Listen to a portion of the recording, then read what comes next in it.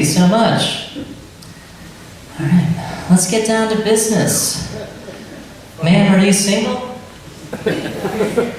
You are? Wow. So what's your favorite part of my set so far? This one. Let's talk later, right? It's hard finding a woman in this town.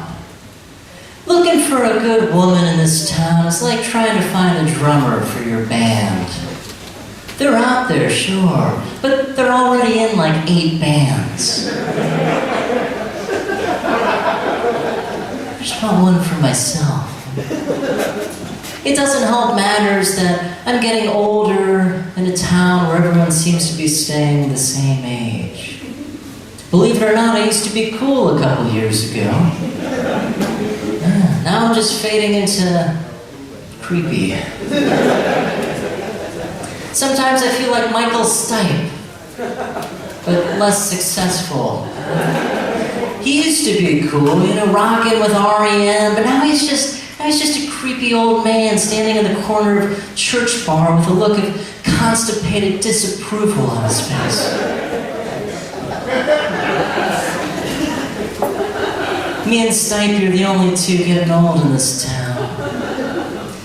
You notice that you're getting older when the things around you start to age as well. Like my car. My car is so old it has bad posture. Its muffler drags behind it on the ground. It's got an itch in the back of the trunk it can never quite scratch. If you let go of the steering wheel, it just kind of pulls to the left. Like a dog that had a stroke, you just gotta straighten back out. And when it wakes up in the morning, it coughs up blood. And the evenings, sometimes it drinks too much. It calls its ex on the phone to beg for forgiveness for all the stupid shit that it had done in the past, but it's not a bad car. Everybody makes mistakes. But she has his number blocked. She never calls him back. And he thinks about maybe taking himself into the chop shop, separating the chassis from the body, selling the metal for scrap. Because maybe then he'd be worth something to somebody. But he doesn't even have the guts to do that. That's just my car. Growing old in a college town really starts to get to you. You guys ever lived with a 10-year-old dog that just doesn't give a fuck? Me and my dog, our communication's at like an all-time low. Come. Come here. Fuck you. Come here. Fuck you. Come here. We've been working on that for 9 years. Starting to get a little bit worried. I don't think I'll fare too well in a relationship. Here's an animal who's entirely dependent upon me. I feed him night and day. I rub his belly. I pick his shit up with plastic bags. Imagine having to coordinate with a woman, figuring out where I'm going to settle down, maybe buy a house, if we're going to have kids, how we're going to raise them. I can't even get my dog to come 3 feet. But then I tell myself, he's 10 years old. Just give it 5 years. It'll be fine. Wait it out. All my relationships die the way my dogs do. Starvation.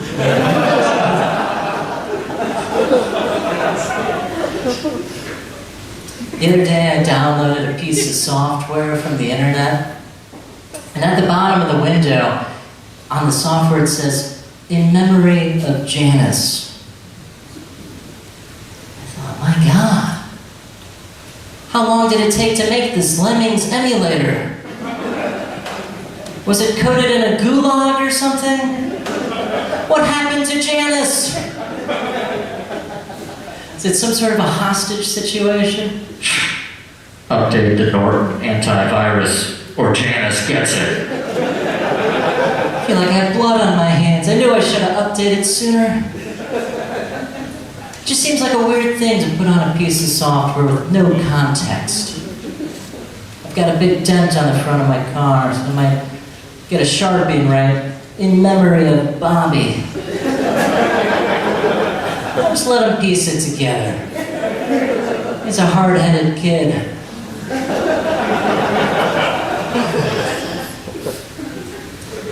When you're getting older, you can't do the same things that you used to.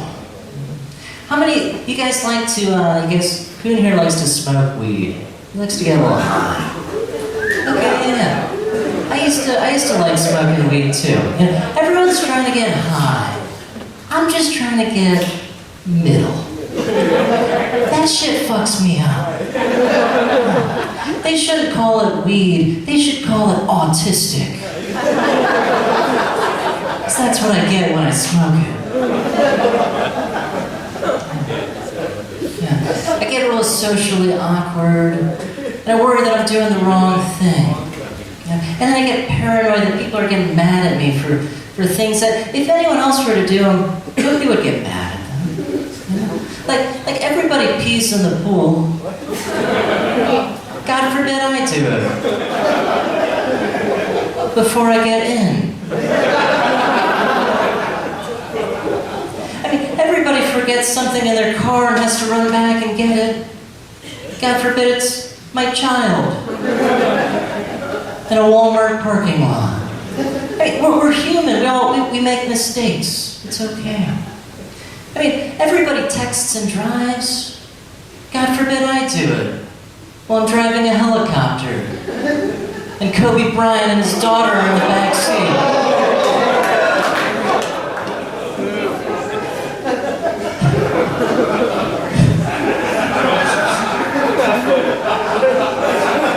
Not cool. There's some things that'll never let you live down.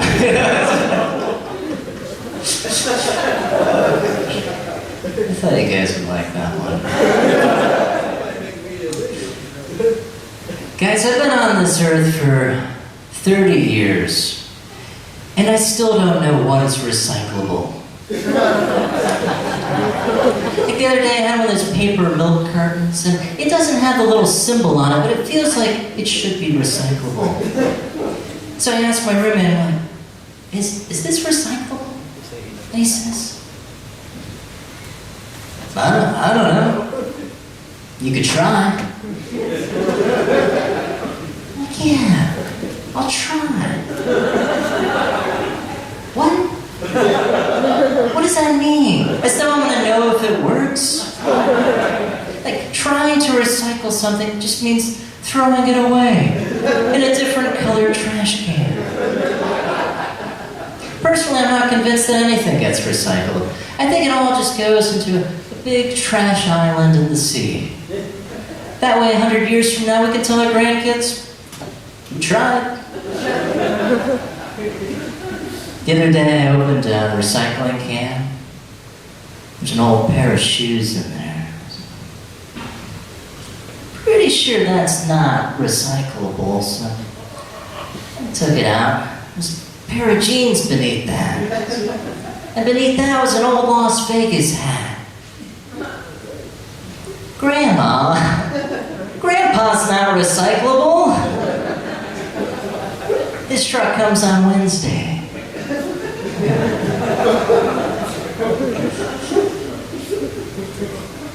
You guys ever lived with one of these psychopaths who tries rinsing and reusing their Ziploc bags?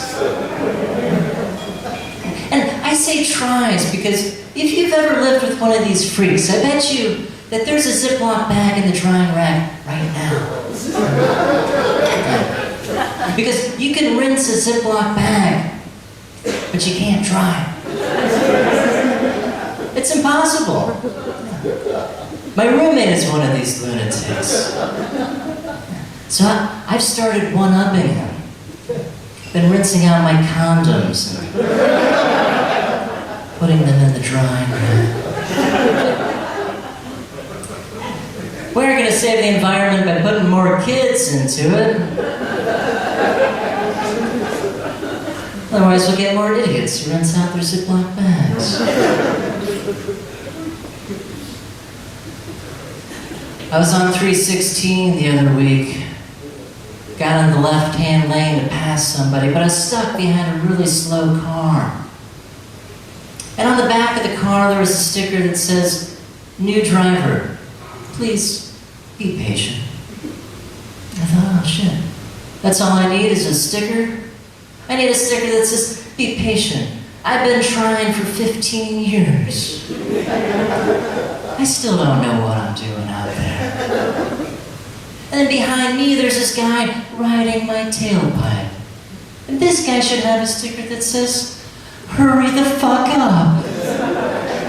I bought the newest, fastest car I could." And eventually, when I get into the right-hand lane, and he passes me, he's gonna slow down. Give me a look of disgust and pity. As though he can't comprehend why they still allow four-cylinder vehicles like mine on the road. As though he has no conception that some cars are faster than other cars, right? Even though that was the whole reason why he bought his car. It's because it's fast. And yet he's mad at me because his car is faster than mine. This is the great irony of the midlife crisis. No matter how fast of a car you get, you're always going to be stuck behind somebody slower. That's why I like to drive the slowest car I possibly can. That way I'm always in the front of the line, moving the fastest.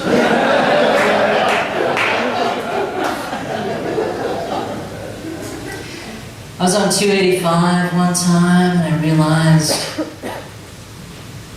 driving is a contact sport in which the only rule is to avoid contact. It's really that easy. All the lines are there just as guidelines, right? And I'm stuck in traffic and I look up and I see this billboard that says, "Don't let Georgia kids get stuck in sex traffic." Why do you gotta say it like that?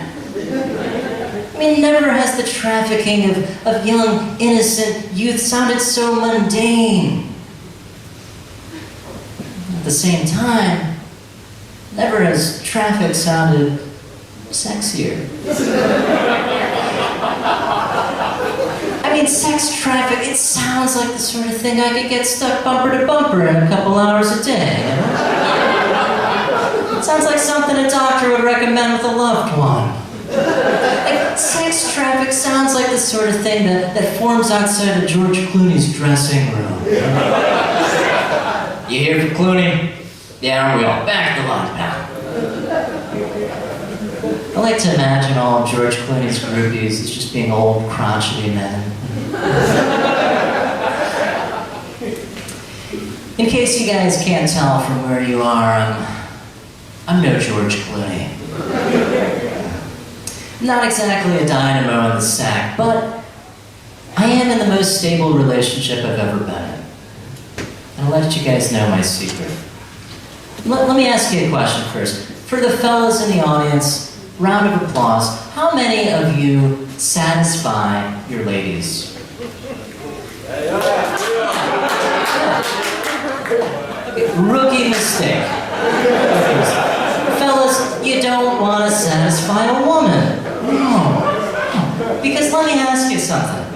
When was the last time you were eating a meal, you felt satisfied, and you kept eating that meal?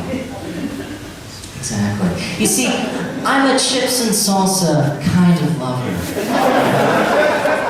I'm never gonna satisfy you. I'm just gonna fill you up. And when the main course comes around, you're gonna have no appetite, and you're gonna come right back to me. Guys, thank you so much.